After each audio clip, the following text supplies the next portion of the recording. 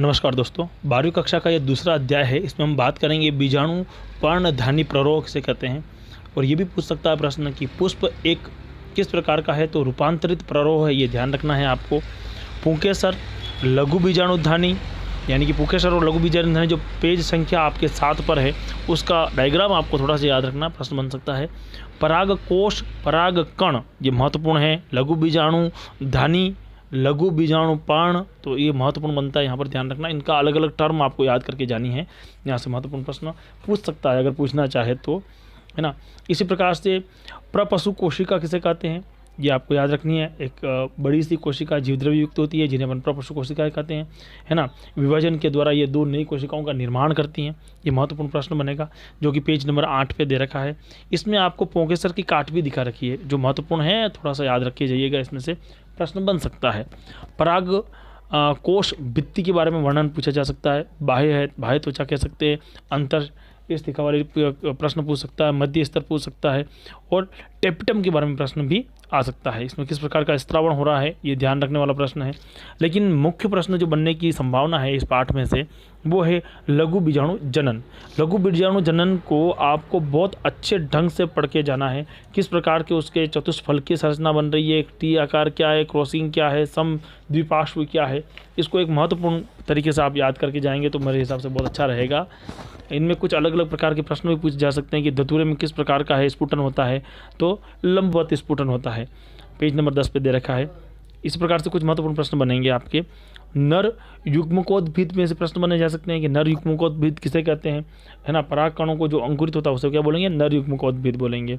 तो जनन कोशिका, इसमें कायिक कोशिका, ये पूरा बाह्य चोल, अंतः चोल, ये प्रश्न है, थोड़ा सा देख के जाइएगा आप, इसका अंकुरण किस प्रकार से होता है, ये महत्वपूर्ण हो सकता है। मादा युग्मकोद्भिद की संरचनाएं और उसका परिवर्धन पूरा का पूरा पढ़ के जाना है।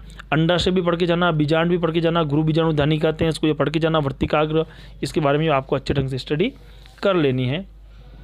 इसमें जो प्रतिप बीजांड की संरचना दे रखी है पेज नंबर 12 पे, इसको अच्छे ढंग से बना के कौन सा निभाए भाग है, कौन सा हमारे पास में नाभिकी है, कौन सा बीजांड व्रंत है, ये थोड़ा सा आप बढ़िया देख के जाना। और इसके बीजांड के जो प्रकार है उसको कोई भी विद्यार्थी बिना पढ़े नहीं जाएगा, क्योंकि इसमें से प्रश्न बनेगा, है ना। क्रूसीफेरी में किस प्रकार का है, लेग्यूमिनेसी में किस प्रकार का है, रेननकुलेसी में किस प्रकार का है, इस तरह के प्रश्न पूछे जा सकते हैं और पूछे जाते रहे हैं। गुरु बीजाणु जनन जो दे रखा है, गुरु बीजाणु जनन की डेफिनेशन आपको याद कर लेनी है। किस प्रकार से गुरु बीजाणु जनन का परिवर्धन हो रहा है, भ्रूण पोष किसे कहते हैं, भ्रूण कोश किसे कहते हैं, कुछ महत्वपूर्ण प्रश्न हैं। उन प्रश्नों को आप अच्छे ढंग से याद कीजिए। अगर इनमें से कोई दिक्कत आती है तो आप मुझे कॉल भी कर सकते हैं। प्रतिमुखी कोशिकाएँ क्या हैं, एक बार ये भी पढ़ना, पेज नंबर 13 पे दे रखा है। ये बहुत अच्छे अच्छे प्रश्न बन सकते हैं इसमें से। मादा युग्मकोद्भिद है क्या है, ये प्रश्न पूछा जा सकता है आपको, तो ये ध्यान रखना, भ्रूण कोश को ही मादा युग्मकोद्भिद कहते हैं। अच्छा, पोलन कीट क्या होता है, टेपिटम कितने प्रकार की होती है, ये महत्वपूर्ण प्रश्न है काफ़ी। इन प्रश्नों को एक बार अच्छे ढंग से पढ़ के आप जाइएगा तो परीक्षा में आपको निस्संदेह लाभ होगा। आवृतबीजी पादपों में भ्रूण कोश परिवर्तन का सचित्र वर्णन कीजिए, ये प्रश्न बन सकता है, अच्छा प्रश्न है। और बीजांड के विभिन्न प्रकार के सचित्र वर्णन कीजिए, ये प्रश्न मैंने आपको बता ही दिया है, जो आ सकता है। पोली कौन सा, हाँ, एक प्रारूपीय बीजांड का नामांकित चित्र बने, ये भी अच्छा प्रश्न है, इसमें आपको बनने की संभावना रहती है, प्रश्न अच्छा बनने की संभावना है।